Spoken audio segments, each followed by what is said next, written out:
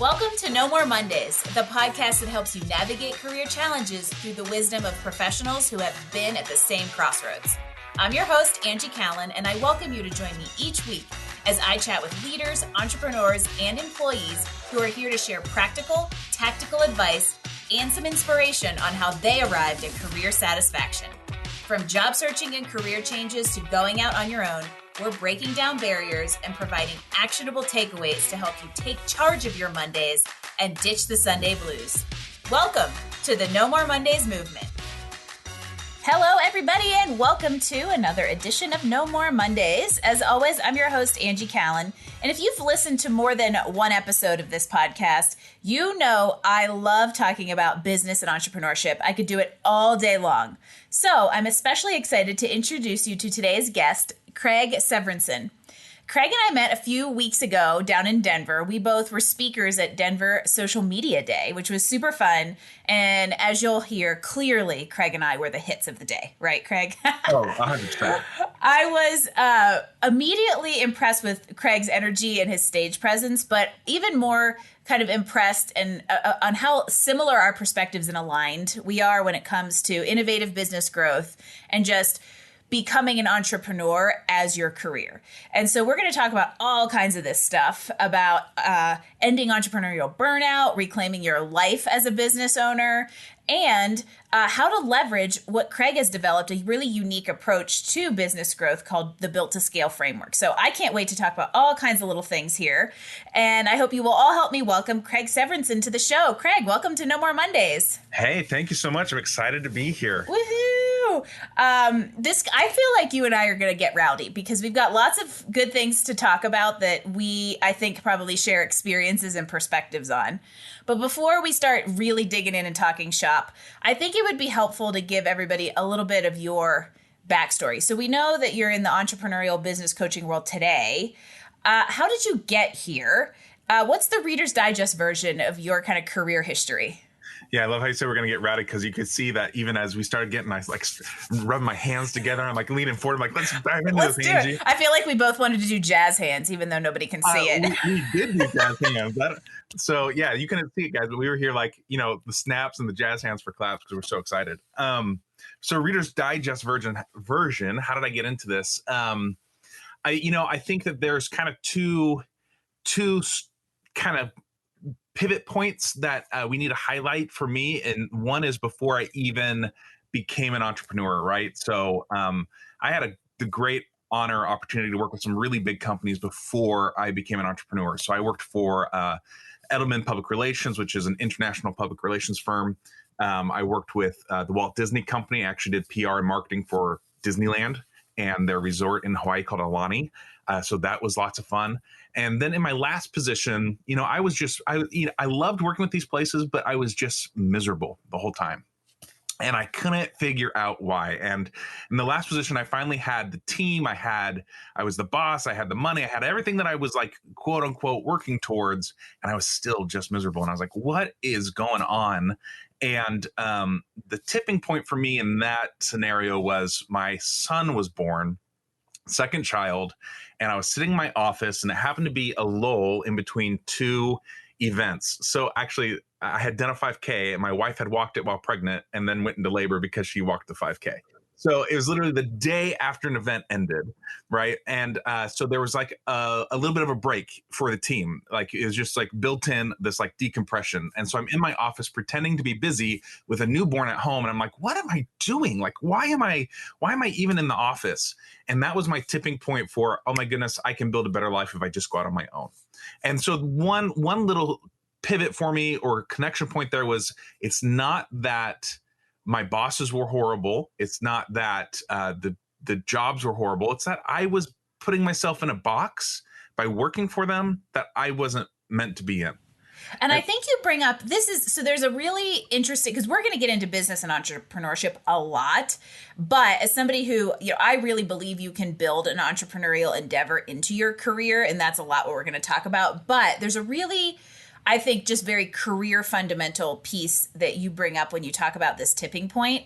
And that's the idea of like, this has come up a lot lately in my world. I love recurring themes and I like to pay attention to them. But this idea of like, I did quote unquote everything right. I went to school, I got the job at the big company, I got the next job at the next big company, I moved up the ladder, I had the team, I made the money.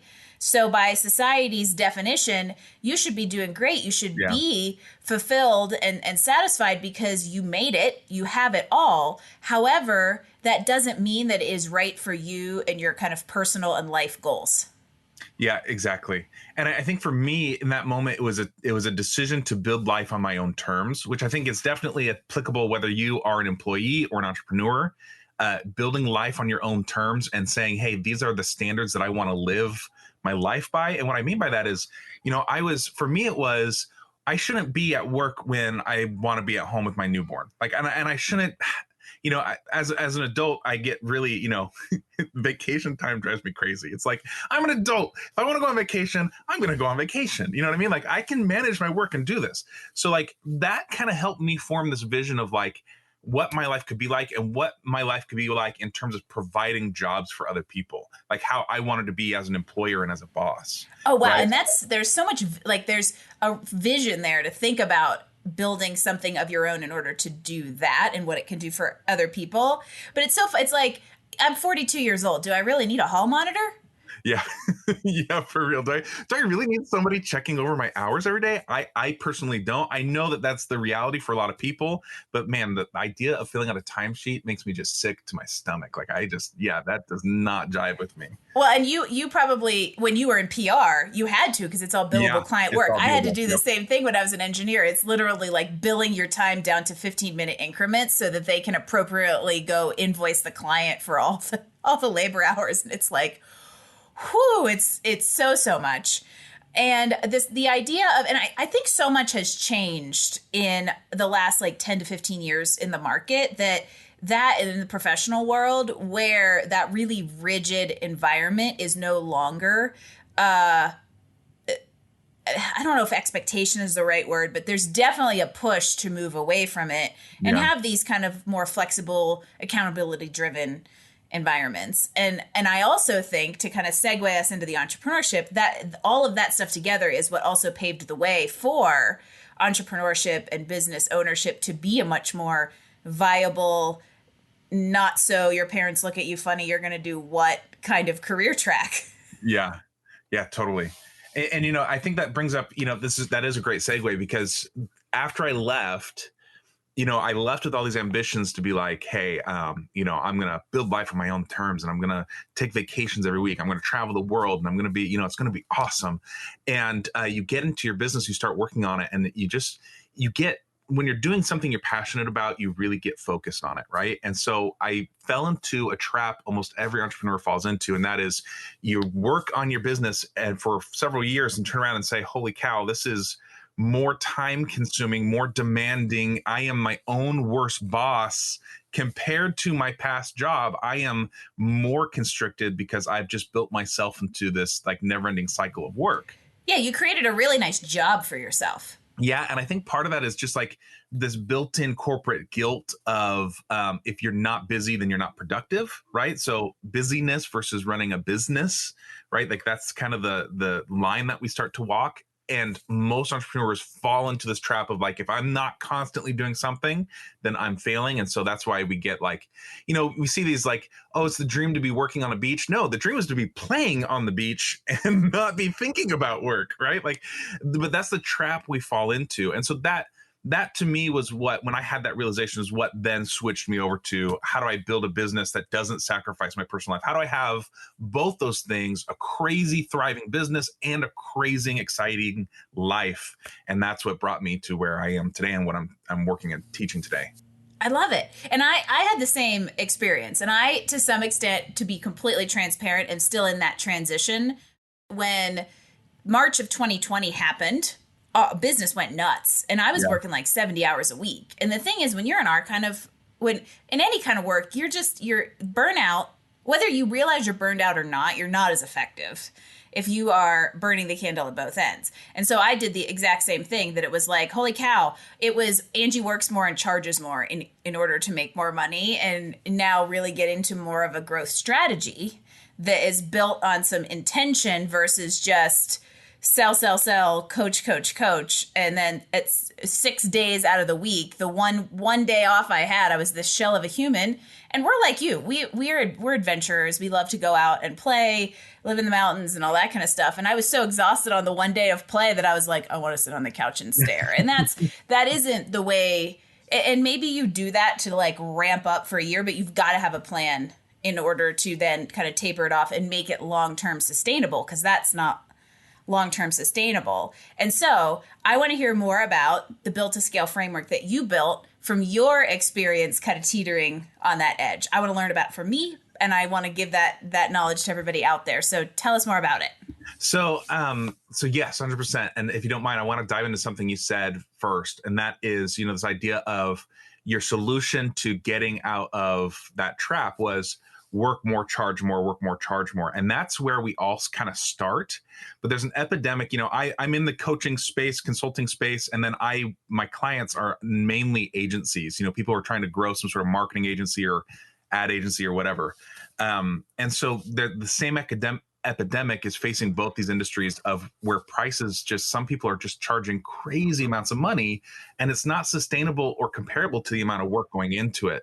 And so there's this balance between, when you first get going, that raise your rate model is what you need to do. And 9 times out of 10, it's because you're way under market. And so as you raise your rates and get more confident, that's how you grow. But then you reach this point where it's like, you're charging a crazy amount of money and the marketplace no longer wants to pay it. And so you have to make this switch from, and in your case, Angie doing all the work, to how do I switch this so that I can charge a reasonable amount that the marketplace wants to pay, but I am not doing all the work. And so that's where this Built to Scale framework, you just spelled it out. That's why this exists, because this is how you do that, right? So the framework is split into 2 parts, a growth phase and a scale phase. So the growth phase, we call them foundations of a growing business. And this is 3 things that every business has to do if you want to make money, period. Like, you have to do it. And so the 3 things are, number 1, you have to have a hyper-focused niche. So notice I'm saying hyper-focus, right? Like, it's got to be like really, truly clear. This is who I work with. I always laugh, because whenever I say, oh, you got to niche down, like, as the first thing, it's like every business owner rolls their eyes. But if I were to ask you, what's your niche? Like, could you actually tell me? Like, this is like the medicine everyone knows they should take, and nobody's taking it. So hyper-focused niche. I'm like seething at the mouth over here. I wish you all could see me, because everything you just said literally I've either experienced and or has come out of my mouth. And even down to like, you grow and then you scale. So how far can you push your business through organic growth before you then have to start thinking about strategic scaling? 100%. And I'm going to have to just go back for a second, because especially in the career coaching space, the rates are like out of control. You either have people who are so undervaluing their skill set and they're charging like $200 a resume, or you've got people that want to charge $1,200 to write your LinkedIn profile, which, let's just be straight up, takes 45 minutes. If you haven't written the resume yet. If you've written the resume, it takes 15. And I look at that thinking, even if people will pay that, it is just... no. And it's gotten to be like, it's just crazyville. But then like this whole idea of growth and scale is this is why I was so excited, because it's like, so my perspective on business, and I have a mastermind focused on growth. And the very first thing that we do in it is niche. And people fear it so bad, because if I'm niching, how am I gonna reach enough people? But if you try to be everything to everyone, you're nothing to no one. Exactly, 100%. The example I put, and it's a weird example, but for some reason it gets through to people, is I always say, imagine you're at a party and you've got a plate of cookies that you want people to eat, and you walk, it's just a bustling, like the party's full, right? So you stand at the door and say, hey, who wants some cookies? Who's going to respond? Probably nobody, right? Like, it's a party. They're talking to each other. They're not paying attention. Even if you yell super loud, they might just like nod at you, but nobody's coming over to grab a cookie. But if you start going group to group and saying, hey, these are my homemade cookies. It's my grandma's recipe. They're really good. I'm going to put them right here if you want some. How many people are then going to say, oh yeah, I want one, grab it, right? Like that's what niching is. It's not about exclusion. You're not like trying to like cut people out. You're just trying to activate people. And you're doing it by giving specific messages to specific groups. You know who you want to activate, but that doesn't mean you aren't going to activate somebody outside of that little bullseye. Yep. And when somebody outside of that bullseye comes to you, you don't say, oh, sorry, you're not part of my niche. I don't serve you. It's just putting your resources into activating that kind of avatar you know you want to activate and you know will resonate with the with the messaging, so you get a higher ROI. And then others will come too. And that's what I think people fear, is that like, well, what do I do with people outside of that? You help them too. Yeah. It's like, your ideal clients, they go to church, they go to gym, they have friends, and they'll tell people, and if somebody outside your niche, like you said, comes, it's like, take them. And here's the funny thing is that when you really own your hyper-focused niche, first we're scared, oh man, I don't know if I want to work, I don't want to miss out any opportunity. But then as we start getting traction, it's like, that person outside your niche comes, and lots of times we'll say, you know what, it's just not a good fit. Mm-hmm. Because we've learned that by getting hyper-focused, we attract enough of the right people. And the more focus we get in our marketing, the more focus we can get in our services, the better results people can get. And so it becomes something where you do start turning people away. Lots of times, not necessarily, but it doesn't necessarily have to mean that you turn people away. Mm-hmm. All right. So that was number one. That was all one. We're going to be here for a while, guys. All right. So growth one is hyper-focused niche. Of growth. Yep. What's growth two? Growth. Number one, hyper-focused niche. Number two, create a scalable package or scalable offer. So a scalable package, the idea behind this is that it can get you to where you want to go. Lots of times we'll set these outrageous goals, right? Like, oh, I want to make $1 million this year. This happens all the time where I'll get on a call with somebody like, this is my revenue goal. It's like, okay, how much are you charging? And you look at their capacity and how much they're charging. And it's like, okay, your goal is $1 million, but if you were fully booked, like you had no time for anything else, you could only make, $100,000 because your package is not built to get you beyond yourself, right? So you've got to build a scalable package. And what does that mean? That means that you've got a package that, one, can move beyond just you, but two, actually help you reach your goals, and three, has an irresistible offer component, right? It's something that you put in front of people, and your ideal clients, because you have a hyper-focused niche, your ideal clients will say, oh my goodness, I want that. That's interesting. Let's talk about it, right? Like, it makes things easier when you have something that people actually want to purchase. Okay, so should I move on to number three? Let's go to three before 5 minutes later we get to three. Yeah.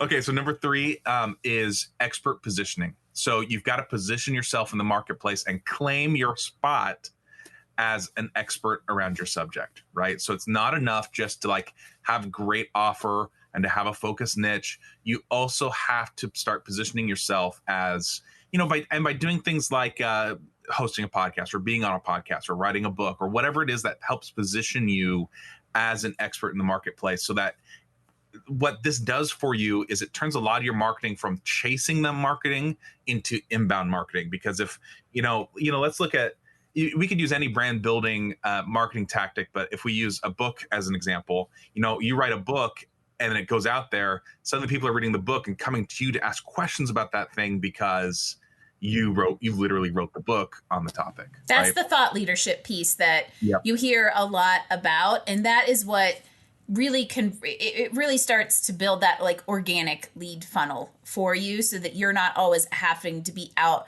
prospecting and, the pay to play game. People can come to you. So I love that you said it that way too, because I think we say this, and especially like I use the example writing a book. So that can feel to a lot of people like, oh, that's something I do in the future. And that's not what is meant to be. It's meant to be something that is active right now. So if you're on LinkedIn, you're writing articles, right? You're putting out content. If you are better with your voice, you're doing a podcast, like you're better with video, you're on YouTube, and you're doing leadership level content to attract people to you. I think there is oftentimes a little bit of fear and vulnerability that can come into really stepping into that kind of expert positioning and thought leadership. If you are scared to go put your authentic, natural thoughts on your area of genius out there, you may not be in the right area of genius, or you need a coach. Yeah, that's true. Because you got to claim your own. Yeah, you've got to step into it. You've just got to claim, like we said earlier, you got to claim your spot as the expert, and you've got to put your original thoughts out there. So, okay, so once you've kind of gotten you've got the mojo going around growth, you know your niche, you've got that package you can sell all day, and you know how you're going to kind of scale it into more iterations in the future, and you've gotten yourself into that thought leadership positioning. You're ready to scale. Okay, so let's talk really quick, just like a quick touch point on the difference between growing and scaling.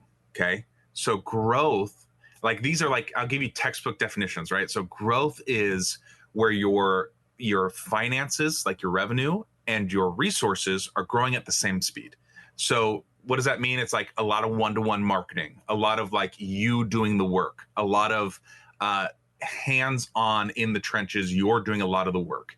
And as you do that, you're profitable, you're growing. And by the way, growth can take you up to like $1 million per year. Like growth phase can be really, really big. Like if you're using organic outreach and you've got your scalable package, how many clients do you really need to reach like multi six figures? Probably not that many. If you're positioned right, you've got the right package, you've got the right outreach, right? So growth is a lot of you doing the work, a lot of one-on-one stuff. Scale is where you grow faster than your resources. So we start to switch from one-to-one marketing to leveraged marketing. So what does that mean? Instead of like doing like, well, along with lots of times, so don't abandon the things that are working, but so lots of times along with. But you start switching from like direct outreach one-to-one to maybe you're doing webinars, or maybe you're doing a podcast, or maybe you're, instead of going to the networking event to meet people, you're speaking at the networking event, right? Like you start to switch from one-to-one marketing to one-to-many marketing. And your offer starts to be less about you and your time and more about the result they get. And it doesn't matter who's fulfilling on that, right? Scaling in some ways could be what people call passive income in like the long run, let's say, because you're starting to lay the foundation and the groundwork to have less hands-on activities that generate equal to more income, i.e. it becomes slightly more passive, let's say. But it's kind of a layman's term way to associate the two, I think. Yeah, and I think I would agree with that only because passive income is never really passive. So yes, thank you. You got to do something at some point. Yeah, when you understand that, then it's exactly the same, because it's like, do you have a business that like is quote unquote passive where you're just maintaining the system? Or do you have a bunch of rental homes where you're just maintaining the system, right? Like, but you still have to maintain the system. You still have to maintain the system. Bingo. 100%. So okay. When you're ready to move into this phase, what are our 3 steps? Well, so there's 6. There's 6 systems for this. So, and this isn't like step 1, step 2, step 3, step 4. This is like all of these systems need to be working in order for your business to scale beyond you, right? So they do kind of flow into each other, though. So you could view them as step 1, step 2, but not really. And now a word from our sponsor. This episode of No More Mondays is brought to you by Athletic Greens. As many of you know, I live a very active lifestyle here in the Colorado Rockies, and I'm also gluten-free. So I started taking AG1 because I wanted a quick and easy way to support my gut health and my immunity. I also love a good routine, and AG1 makes it easy to get my daily dose of vitamins. I just pop a scoop in a blender bottle, shake it up, and I get 75 high-quality vitamins, minerals, and superfoods during my 22-minute drive to CrossFit. The bonus? Not only do I feel great during my early morning workout, I sleep better and I have more mental clarity, all without breaking the bank, because this is just $3 a day. As a climate neutral certified company, I can also feel good about that $3 going somewhere meaningful. We're partnering with Athletic Greens to make it easy for you to stock up. Athletic Greens is going to give you a free 1-year supply of immune supporting vitamin D and 5 free travel packs with your first purchase. All you have to do is visit athleticgreens.com/emerging.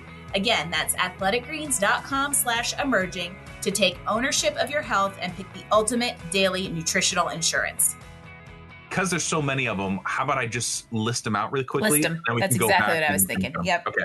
So number 1 is what we call the visibility acceleration system. So these are all going to have, my branded names, right? So what are we talking about? We're talking about how do you get visible? Next is our lead generation system. So how do you turn that visibility into actual leads getting on the phone with you, right? Number 3 is your sales conversion system. So now you're visible. Now you're getting leads. How do we turn those into actual sales? Okay. After that, we have our client success system. So this is once the client is inside your business, how do you guarantee they're going to get the results that you've been promising? You just made a bunch of promises. How do we know that no matter who's doing the work, they're going to get results? Number 5. So those are the ones that can kind of be like steps. They kind of flow into each other. These ones are not. So number 5 is your financial management system. One of the best resources for this, you pointed it out on my bookshelf here earlier, is Profit First. Profit First. If you haven't read Profit First by Mike Michalowicz, like that is the place to start. It's awesome. Yeah, with your financial management. Financial management system, what are we talking about? We're talking about how do you actually make financial decisions? How do you manage your money? When money comes into your world, what do you do with it? And by the way, if you want to feel instant abundance, you want to feel like you are suddenly the most successful person in the world, get better at managing your finances. Nothing else will change, but you will just feel and be able to make decisions that are a lot more empowered. And then the last one is your boss system, your business operations system, boss. So what does that mean? It means this is the stuff behind the scenes that keeps things going. So a great example is my brother-in-law runs a pizza place, right? So you've got the front line of the pizza place where they're making pizza. They're putting the dough, they're putting the sauce on, they're putting the cheese on.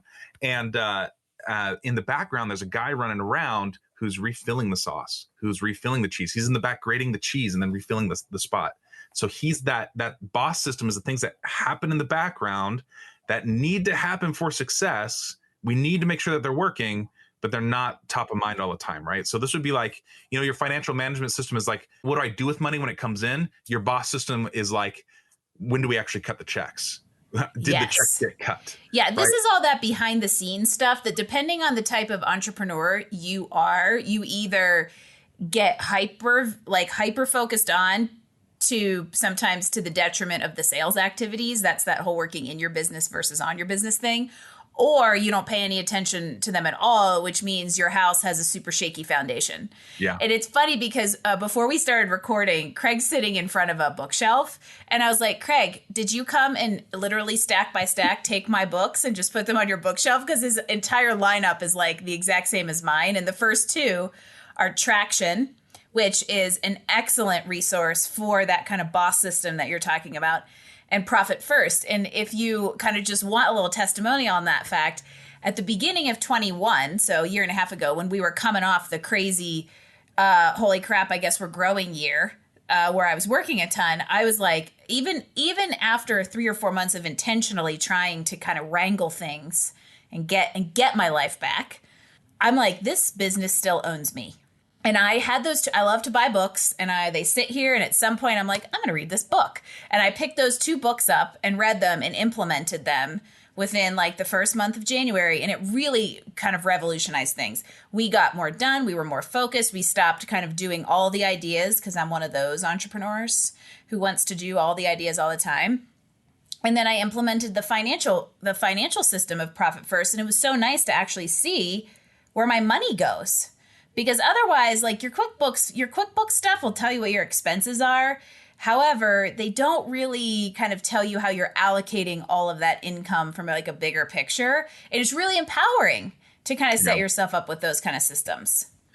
Like with my clients that come and work with me, a lot of times one of the first things we do is like actually I'll make them read Profit First, or if you guys, this is free plugs for Mike Michalowicz, right? Because he's awesome. But if you do a search for Mike Michalowicz Profit First, there's a YouTube video of him at a conference where he explains like the whole process. I'm like, go watch that video. And then I force them to implement Profit First. And every person that does this says the same thing to me. It's like, holy cow, I have money. Holy cow, I can do stuff. Like, it feels so good. Like I can actually make decisions that are like empowered. And it's like, we don't understand that.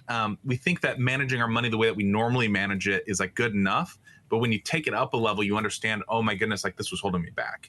Like Absolutely. It's such an empowering thing. And when you pair that with a good clear growth strategy and those scaling systems around I'm visible, here's where my leads come from, here's my sales process, I know how to convert those clients and make them successful and get the outcomes we want. When you pair all of that together, you're bringing in the dough and you're knowing exactly where it's going. And then you bring all of that together into a bigger picture strategy and you have the resources to begin executing on some business development, concepts, products, courses, the stuff that can be passive after you put the initial work into it. Yeah. And here's the great thing to build on what you just said. Here's the great thing about thinking about it in terms of systems, right? Like when you think about all those individual systems, when something's not working, you can start to pinpoint where is it and fix it, right? So like, let's say that, we said those first 4 kind of flow into each other, right? Visibility, lead gen, conversion, client success. So like, let's say that you're just not getting clients. You can start saying, okay, am I visible? Yeah, I'm visible. Am I getting leads? Yeah, I'm getting leads, but the leads aren't converting to sales. What's going on? So it's like, you can look in your conversion system and say, oh, here's the problem, or here's where I can fix it, or here's where I can tweak it.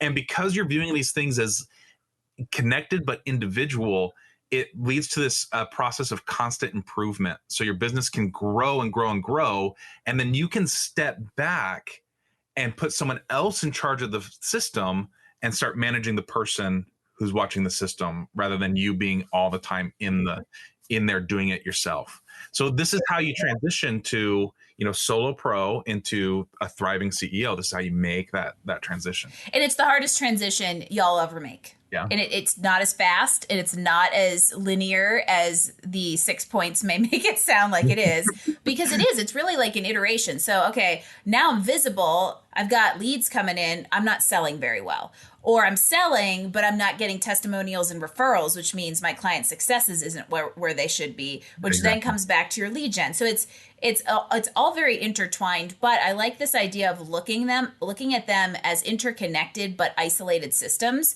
so that you can really figure out which one of them is holding you back at any given time and improve the continuous improvement. And once that's improved, then you're going to see the next chink in the armor. It's a lot like when I work with job seekers out there.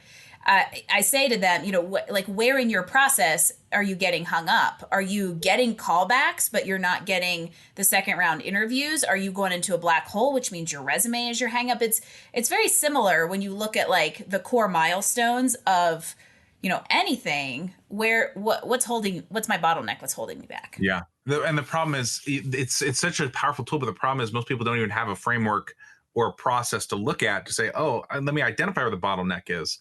So by giving you a way to look at your business, you can suddenly start making those decisions.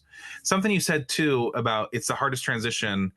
One thing that made me think of is also the emotional component, right? So like a quick story for me was like the first time I had somebody else run one of my group coaching calls, right? I had an employee do it. And that week I spent the whole week going like, oh my goodness, like people didn't get the value this week. Like, oh my goodness, like how's this going to, and I went and talked to my clients and they were like, oh yeah, everything's awesome. Like, this was great. And the other, and I realized that the way I, as the owner, experienced the value that I provide had shifted.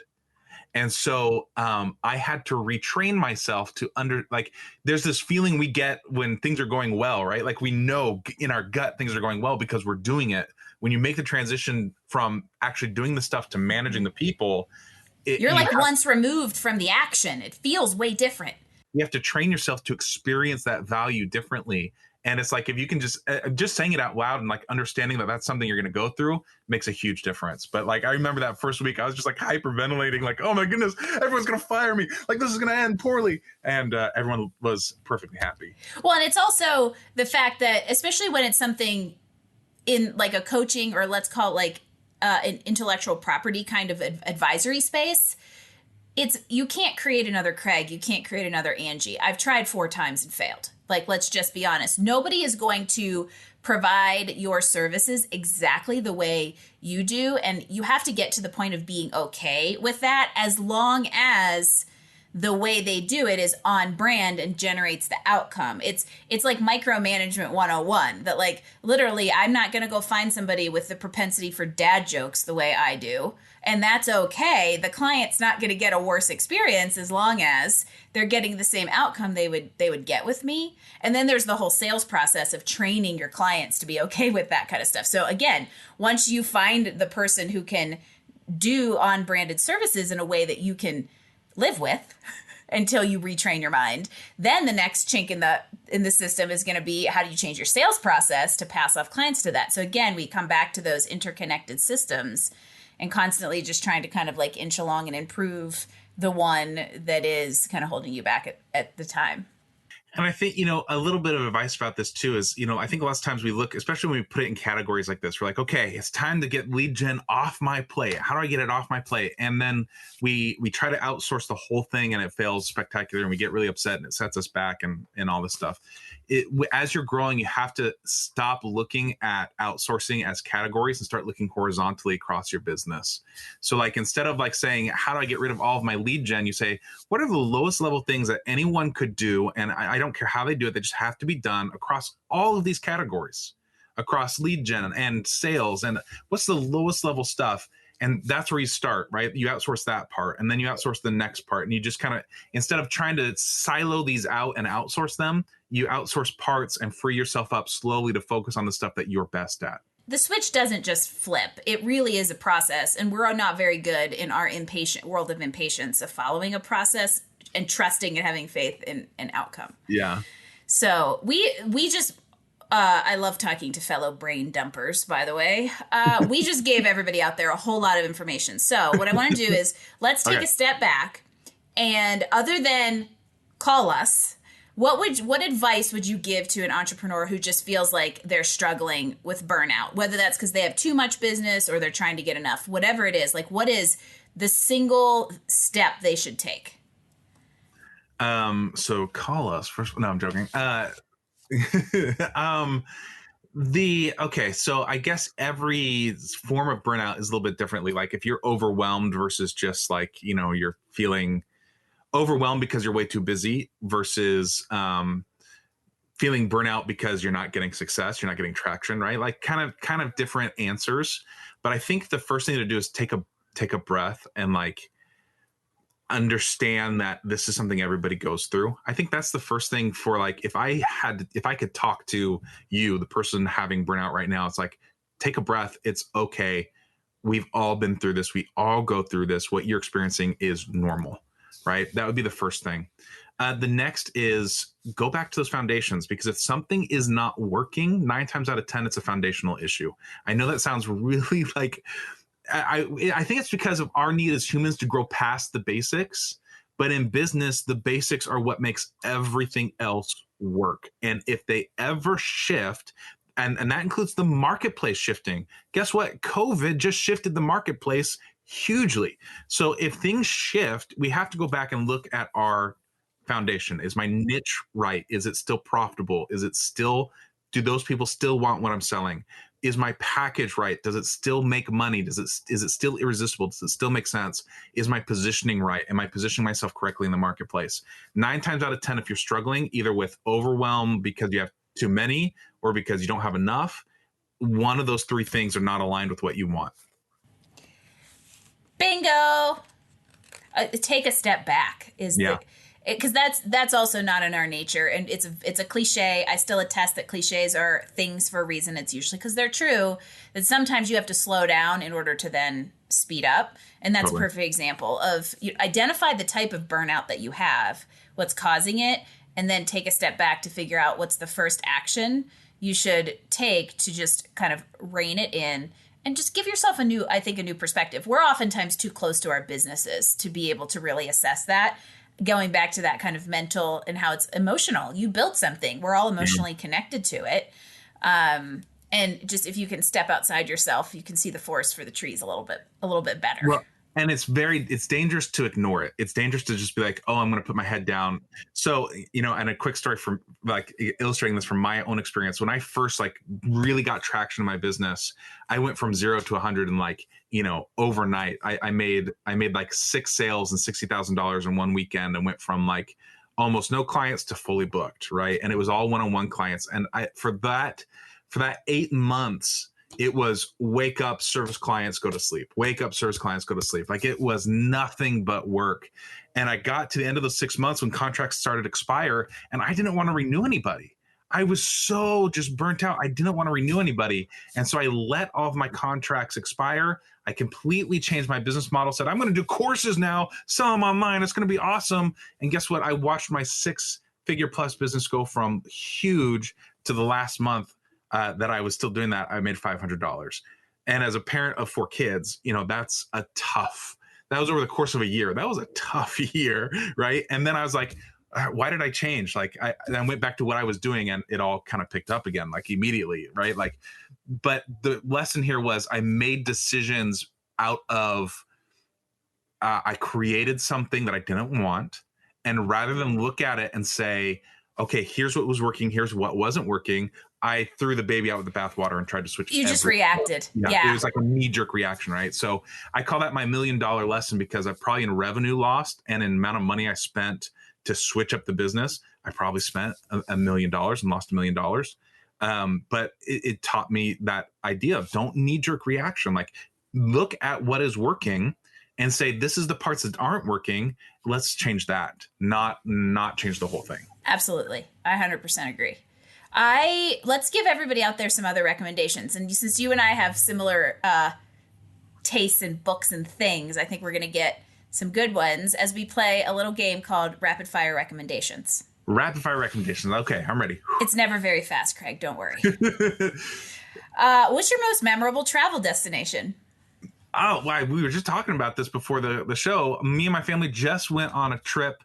We drove to New York City, to Philadelphia, up to New York, like upstate New York. We went to Niagara Falls, and the highlight of that trip 100% was Made in the Mist, Niagara Falls.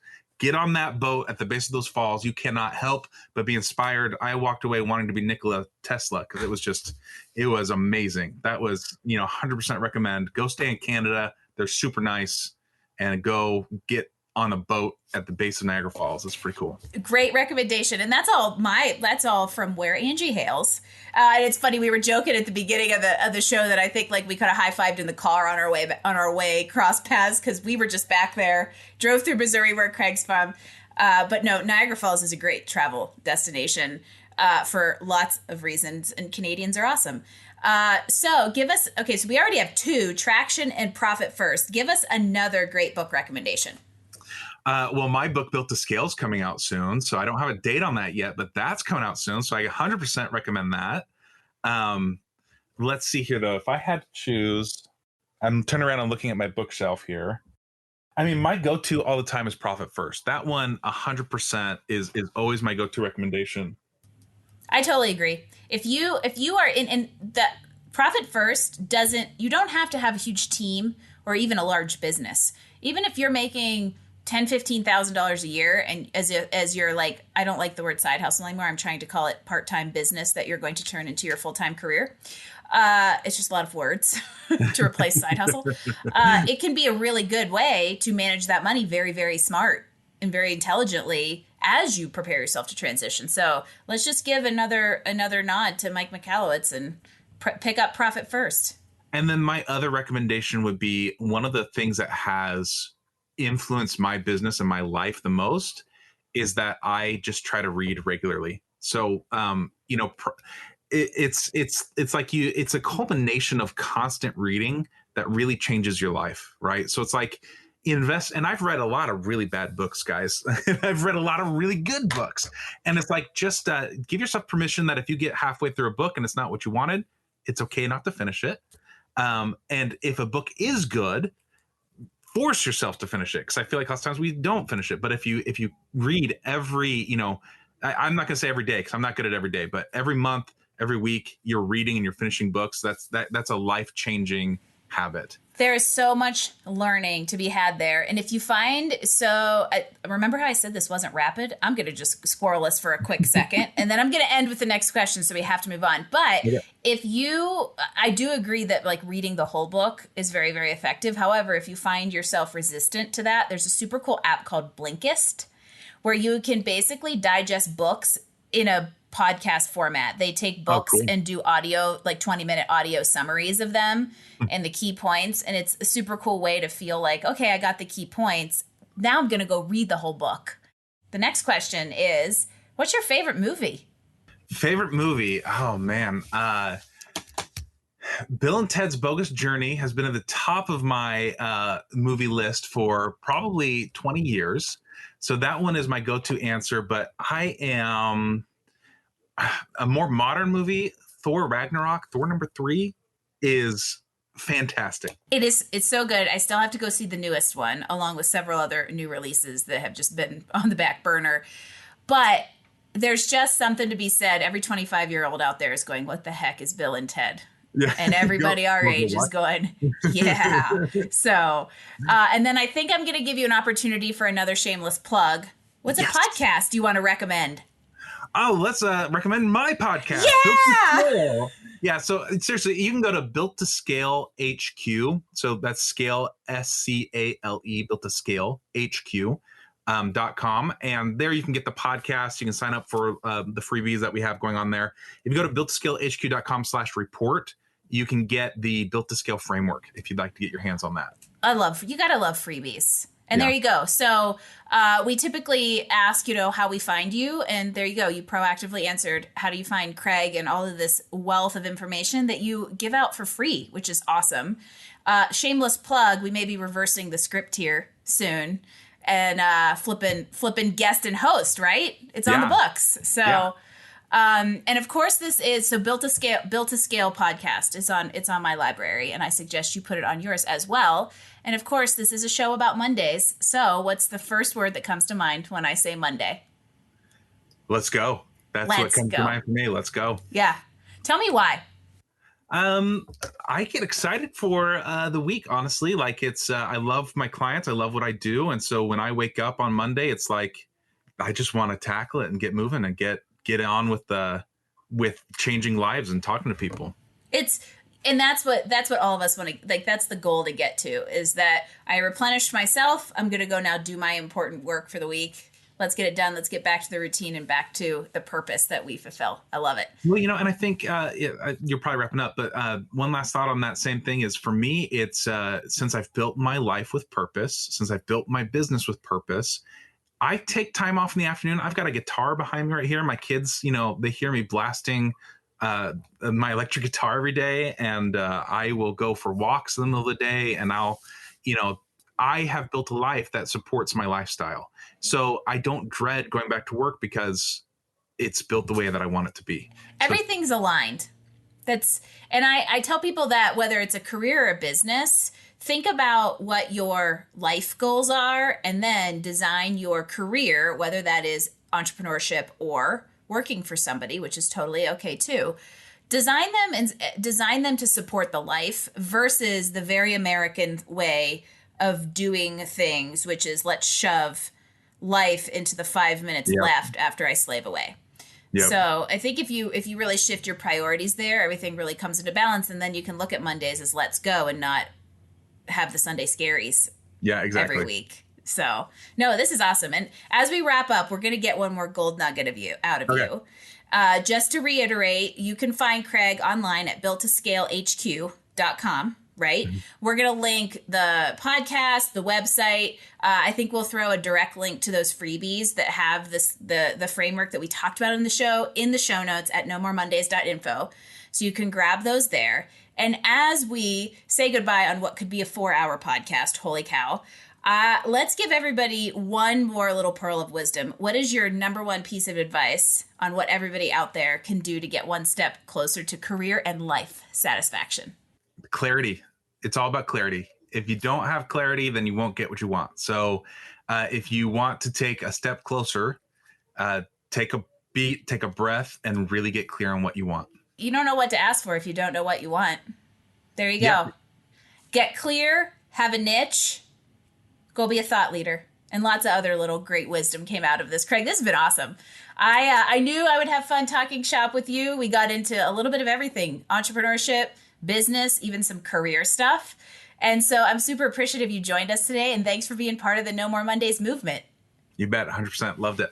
Awesome. And as always, we love hearing from people who have successfully navigated career crossroads, charted paths to success, and are helping others do the same. So there's some awesome advice here. This is my kind of episode, everybody. This is where we get practical, tactical stuff coming out of this. So for all of you business owners or aspiring entrepreneurs out there, I hope you took some notes. I hope you're going to tune into everything Craig's doing around Built to Scale, including the book that's coming out, which we'll have to stay in touch about and make sure we do an update when it does. And for all of you out there listening, I would love for you to subscribe to No More Mondays wherever you get your podcasts and leave us a 5-star rating, because it's a huge help as people like Craig and I continue to do these kinds of podcasts and inspire confident professionals and entrepreneurs everywhere with awesome stories and awesome resources. If you'd like to leave us comments, feedback, guest suggestions, or grab all the links to Craig's resources, visit us online at nomoremondays.info, and I'll see you next week for another episode of No More Mondays. Thanks for joining us for another episode of No More Mondays. Tune in next week as we bring you more insights and actions to help you improve your professional life and find career satisfaction. Don't forget, visit us online at nomoremondays.info for all the details, show notes, and recommendations from this episode. No More Mondays, we drop new episodes every Wednesday.